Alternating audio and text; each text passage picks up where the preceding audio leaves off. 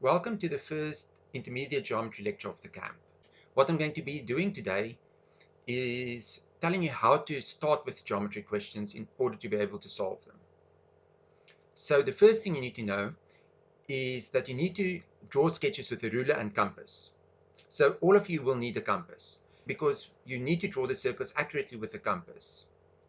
So if you can please take out your compass and then follow along with me while we're going to be doing constructions. So what I'm going to start with is how to make sketches accurately.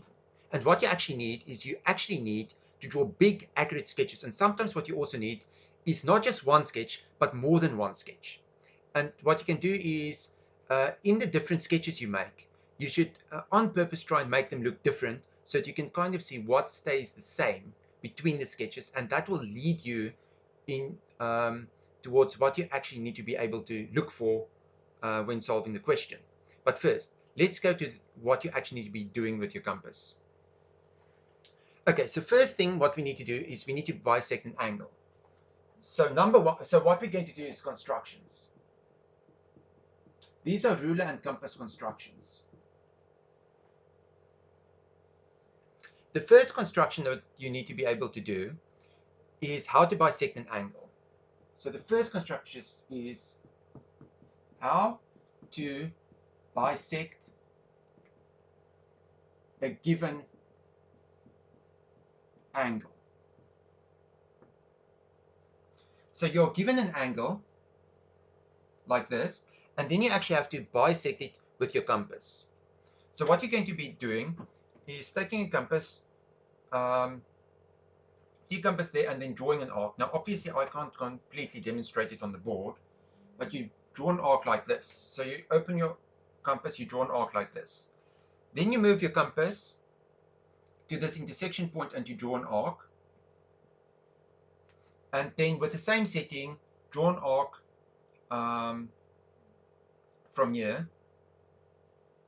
And then what should happen is these 3 points should line up into a straight line. And when you use your ruler to draw through these points, that will then bisect the angle. So this is the first construction you need to be able to do. It is very important to be able to accurately bisect an angle because angle bisectors play a large role in the constructions. And if you don't accurately bisect angles, your sketches might be off. Okay. The second construction is how to bisect a given line segment.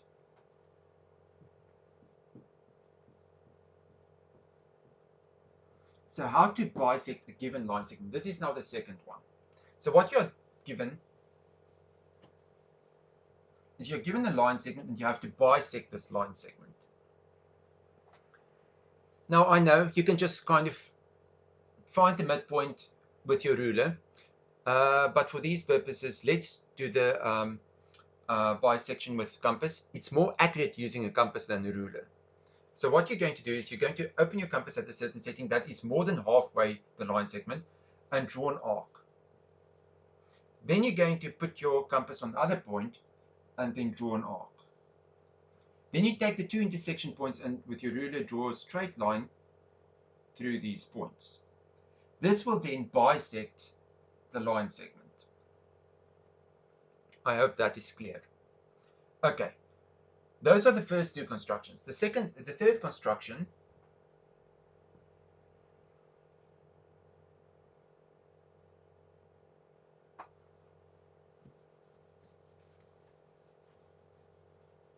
the first you should have seen in school at some stage. I am going to do some others that was not seen in school. So to draw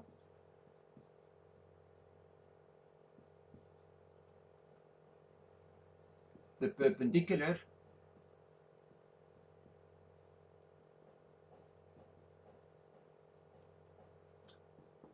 to a given point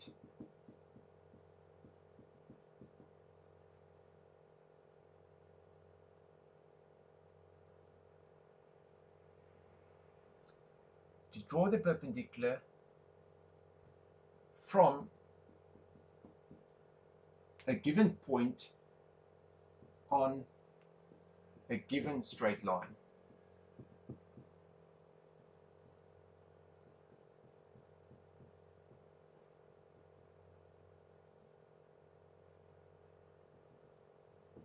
to draw the perpendicular from a given point on a given to draw the perpendicular from a given point on a given straight line. So what you have is you have a straight line and you're given a point, and you have to draw a perpendicular to this straight line at this given point. So what you do is you take your compass and you mark off equal arcs around it. And once you have that, then what you do is you follow the previous procedure. You now basically bisect this line segment that you have.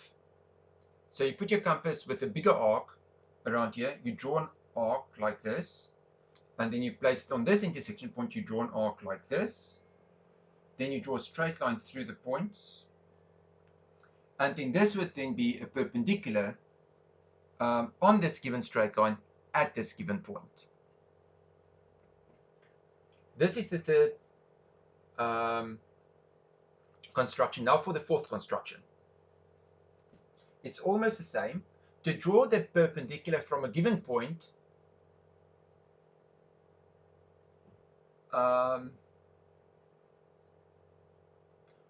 instead of from a given point, but where it's not on a given straight line.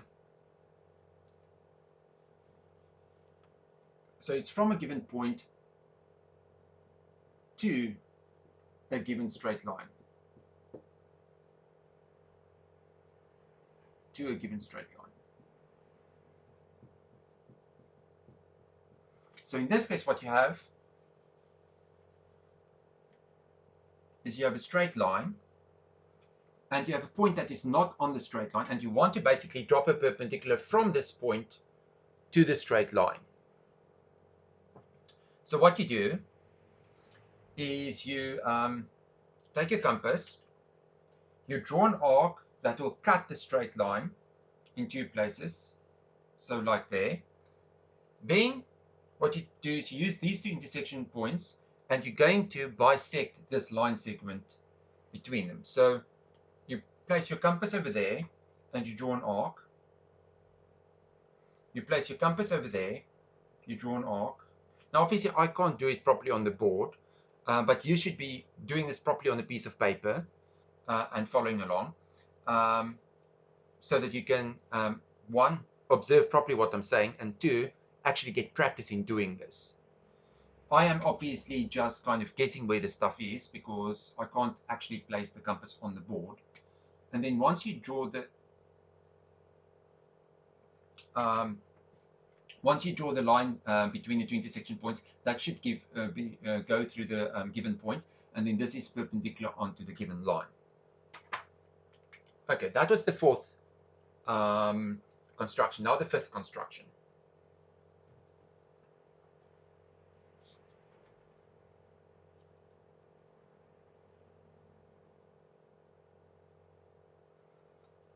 To draw,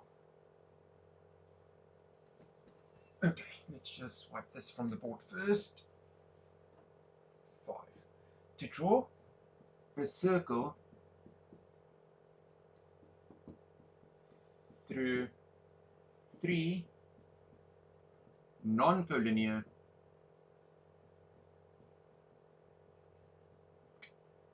points. So you are given 3 points that are not collinear, and you need to draw a circle through these 3 points. What you need to do is you connect the points, so basically forming a triangle. Then what we want to do is draw the perpendicular bisectors of the 3 sides. So what we're going to do is use our compass, and we're going to perpendicular bisect each of these sides, line segments. So you place your compass over there, you draw an arc like this. You place your compass with the same setting on there, you draw an arc like this. You connect the 2 points, and you get the point of a perpendicular bisect. Well, you get the line that's perpendicular bisect.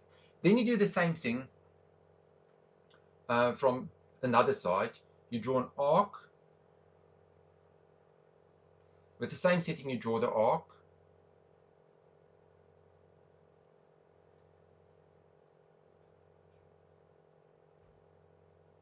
And you then connect the intersection points. Now this obviously doesn't work so well with me doing it on the board, but you on a piece of paper will do a much better job of it. Okay, so there's the intersection point. So this should be the center of the circle. It almost kind of works. Of course, I'm not being very accurate about it.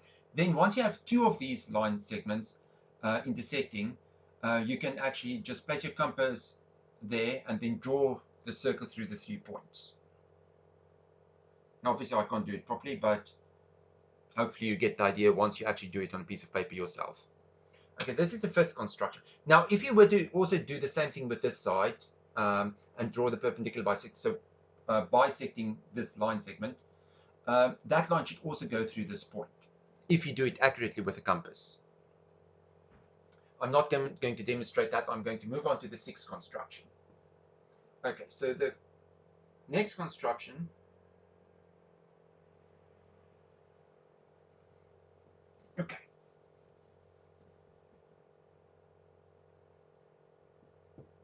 to draw the straight line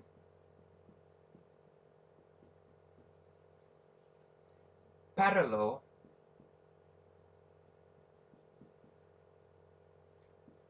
to a given straight line,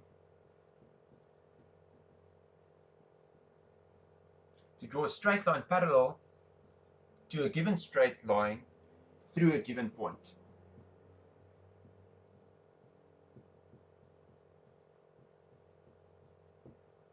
So what you're given is you're given a straight line, you are given a point not on the line, and what we want to do is draw a parallel line to this line through this given point. So what we're going to be doing is we're going to still be using our compass. And what we do first is we draw an arc. So we draw an arc over here. And then we take this line segment and we bisect it. So we place our compass again over here, draw the arc,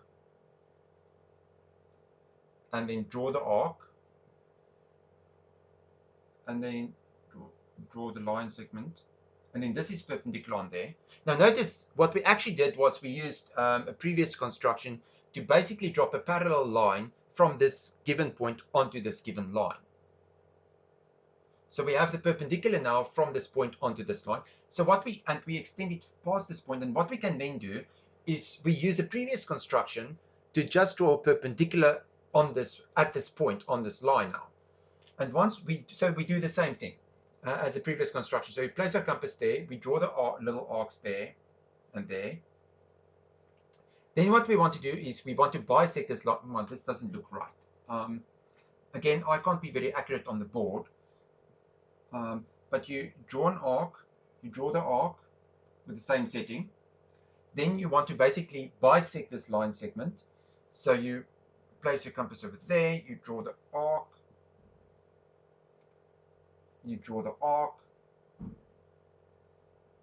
and then you draw a straight line through the intersection points, and that will go through the given point. Of course, clearly I'm not doing it properly. And then this line you draw is actually going to be parallel to the given line. So if we just go through the steps again,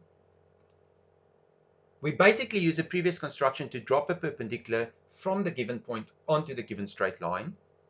We extend the line past the point, and then we basically drop a perpendicular to this given point on this given line that we just drew in, and then that line will be parallel to the given straight line at the start. So we basically use our previous constructions in building up new constructions. Now, of course, you need to do this accurately. And yes, I can't do it properly, but please do it yourself and see how it actually works. Okay, then time for the next construction. So construction number 7.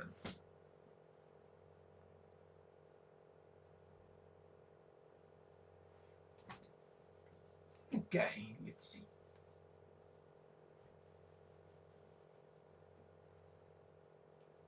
Divide a given segment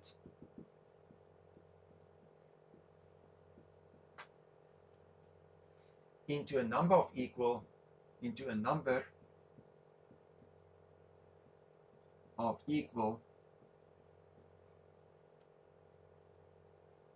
parts. Now we've already done the one where we divide a line into, or a line segment into 2 equal parts by bisecting the line segment. This is now to do it into more than 2 parts. So if you want to do 4 parts, you can bisect the line segment and then bisect each piece. But that doesn't work if you want to do it with 3. It doesn't work if you do it with 5. You can do it with 8. So there's a different method to do it in general.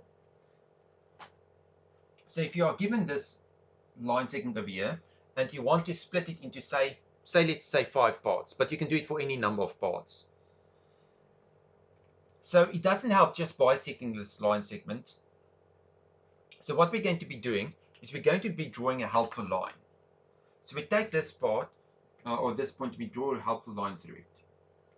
Then what we do with the helpful line is we take a compass and we measure of equal parts on this line segment. So we said 5, so we're going to measure of 5 equal parts on this.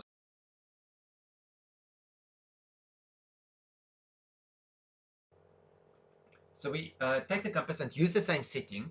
So we measure off a distance, then we just move the compass there, measure off a distance, take a compass there, measure off a distance, take a compass there, measure off a distance, take a compass there, measure off a distance, and that's on 1, 2, 3, 4, 5 parts. Then we connect the last, we basically delete that part, and we connect the last part to the end point there. Then what we need to do is we need to do if we basically draw parallel lines to this line through these given point, through these intersection points here. If we draw parallel lines to this line through these points, then once we draw them, they will then measure off 5 equal line segments, 5 equal parts on this line segment. So if we can draw parallel lines to this line from these given points, but we can do that by the previous construction. So it was the idea that we basically drop a perpendicular onto this line and then draw a perpendicular onto this perpendicular at this point, and then that will be parallel to this line, and then we can just keep on doing that. We just drop perpendiculars and drop perpendiculars. Now it turns out to be a bit of a mess, but you can actually do it. I'm not going to do it on the board. You can do it on a piece of paper, but it does just basically uses the previous construction over and over and over again for the number of parts you want on the line segment. Yeah, this one's not that great, but this is in theory how you can do it. You can actually practice it. Whether you'll need it in Olympiads, probably not that much, but the others are actually important. Of the one of bisecting the angle is very important, and dropping accurate perpendiculars to line segments, those are actually important. And also drawing a circle through 3 points. Drawing an accurate circle through 3 points is important. So please do use these rules when constructing a circle through 3 points, or the circumcircle of a triangle. So if you want to draw the circumcircle of a triangle, please use accurate ruler and compass constructions. If you want to bisect angles, bisecting angles are necessary for drawing the incenter of a triangle. And if you don't accurately bisect the angles, the inscribed circle won't be nicely tangent to all the sides of the triangle. So yeah, please use the constructions. There are some that you can maybe skimp on a bit. This one I'm just showing for reference sake. You probably won't need it that much. And then I'm going to show you a couple of others that you can probably get away without doing it properly. Okay, so the next construction that we have, so construction 8.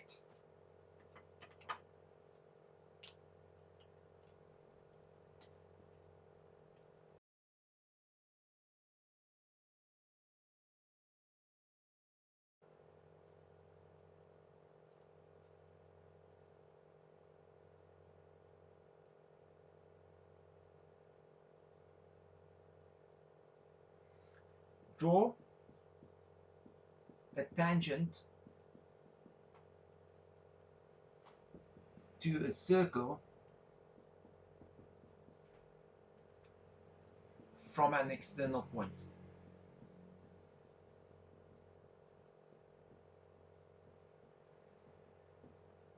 Okay, so basically you have a circle and you have an external point. You want to basically draw a tangent from this point to the circle. Now, I'm going to show you how to accurately construct this with ruler and compass. But of course, in practice, what you can do is you can literally just move the ruler, move the ruler until it touches the circle. That is the quick way of drawing it. As I said, do not use quick ways for bisecting angles because you are going to guess them wrong. But when it comes to this one, when you just move the ruler until it hits the circle, this is accurate enough for our purposes. But angle bisectors and parallel lines, please draw them accurately, as well as circumcircles to triangles and incircles to triangles. Okay, but I am going to show you the construction for this, only using ruler and compass and not just doing this trick of moving until it hits. Okay, so what you do is you construct the center of the circle, which you can do with, well, yeah. We already found the center of the circle by previous construction. So you can basically just draw arbitrary chords in there and bisect two arbitrary chords, perpendicular bisect two arbitrary chords, and the intersection point will be the center of the circle. Then connect the center of the circle to this point. Then for this line segment between the given point and the center of the circle, what we want to do is bisect this line segment. So we're going to use our compass to draw the arc, intersect, well, draw the line between two intersection points, get the midpoint of the line segment between the given point and the center of the circle. Then what we do is we're going to draw a circle with this midpoint as center through these 2 points. So we draw a circle. So we take our compass and we then draw a circle through these, and we're going to draw it through. So we draw a circle through this, and at this intersection point, well, or this intersection point, but that intersection point is then actually the point of tangency from this given point to the circle. Okay, so that is how you can do it accurately. Now, of course, you can see this involves constructing the center of the circle. It then involves bisecting the line segment. It then involves drawing another circle and getting a section point. So by doing this one accurately, you're going to spend a few minutes doing this. Whereas if you just basically swivel it, so for practical purpose, you can just draw the tangent by a ruler directly because there's not much difference. As I said, for the other constructions, angle bisectors are very, very critical to be accurate. So please do those accurately. Dropping perpendiculars and drawing parallel lines, also try and make them accurate, as well as the circumcircles. Okay, but this one you can cheat a bit on. Okay, I am going to also show you a different way of doing it without the compass. So there's another way of doing it with only a ruler. With some circle geometry, I can actually show you why this construction works. For the next construction, I'm not going to even attempt to answer why it actually works. Okay, so you have your circle, you have your given point. What you do is you're going to basically try and draw the tangent, but you're going to miserably fail. So you draw a tangent and you miserably fail. Notice that this line now intersects the circle in two places. Then, seeing as we did such a bad job of this, we're going to try and do this yet again. We're going to try and miss and fail yet again. Okay. So these were two very, very bad ways of trying to draw a tangent to a circle. So what we do next is we connect these 2 points. Okay, maybe I should do it in a different color. We connect these 2 points and we connect these 2 points. Then what we also do is we connect these 2 points and these 2 points. It should go through there. Then what we do is we draw the line between these 2 intersection points. And then this point there, intersection point there, is actually the tangency point. So then we can just draw in the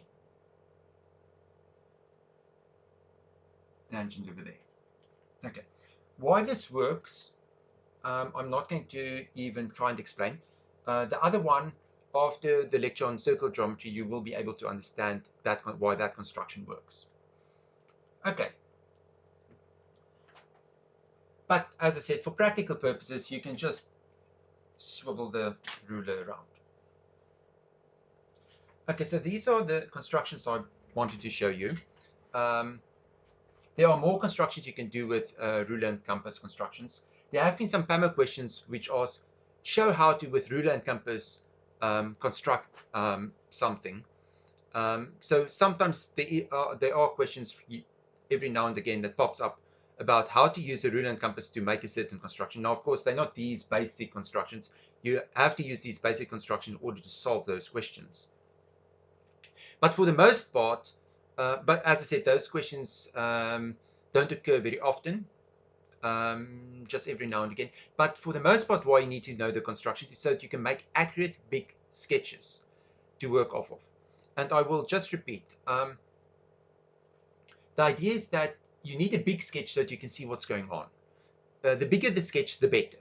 If you try and cramp your sketch into a very small area, you won't be able to see what's going on. If you don't make your sketch accurately with a ruler and compass, if your circles are hand-drawn, your straight lines are hand-drawn, you might not see the information that you need to see from the sketch. The other important thing you need to be able to do is how to put the words in the questions onto a piece of paper as a sketch. If you can't draw the sketch from the words, you can't even start solving the question. So you need to actually practice also how to draw sketches. So don't be lazy and not draw the sketch. You can't start solving a geometry question. Unlike algebra, where you can maybe visualize some strategy for solving it. Geometry, if you don't have the sketch, you can't start the question. So yes, at the start, it's also maybe a good idea for the tests to write at the start of paper, draw the sketches, so that in case you are stuck on how to draw the sketch, you can try and ask a question. Because, for instance, at the PAMO, at the IMO, you are allowed to ask in the first 30 minutes clarification questions. So don't be lazy and wait with the sketches, because the sketches seemingly hard work. Immediately try and draw the sketches. Also, draw more than one sketch. About 3 different sketches for the questions, a good idea. The thing is, if you have multiple sketches, you can get better insight into the problem. Yes, it means spending a bit of more time drawing sketches, but having the different sketches might also lead to you quicker seeing the things you need to be seeing in the sketches and not going down wrong paths. Because if you draw your first sketch and that sketch is very, very specific, also make your sketches that they aren't specific. If you work with an arbitrary triangle, don't make an equilateral triangle, because the equilateral triangle will be misleading. Don't make the triangle isosceles. Try on purpose to make your triangle not be right angled, not be equilateral, not be isosceles, unless the question specifically say, given the isosceles triangle, do something. Or given the right angle, let triangle ABC be a right angle with right angle at C. If the question just talks about the arbitrary triangle, try and make the triangle not be right angle, not be isosceles. If you try and do this in practice, you will actually notice that it is not that easy to draw a triangle that ends up not being right angled or not being isosceles. So give it some practice. If you're going to draw a special triangle, you're going to get information in the sketch that's not true in general. So that is why also making different sketches so that points moves around is a good idea, so that you can see what you should be aiming for and what you should not be aiming for. So yeah, if you have 3 different sketches, even though it takes more time to draw the 3 different sketches, you might save time by not going down a line of thought of things that are not actually true in all the sketches. And that is where we leave the constructions. Yeah, so yeah, please use a ruler and compass, and please make your sketches as big and accurately as possible. You will notice that if you do that, you will be better at solving the questions, hopefully. At least that is what happened with me when I did it.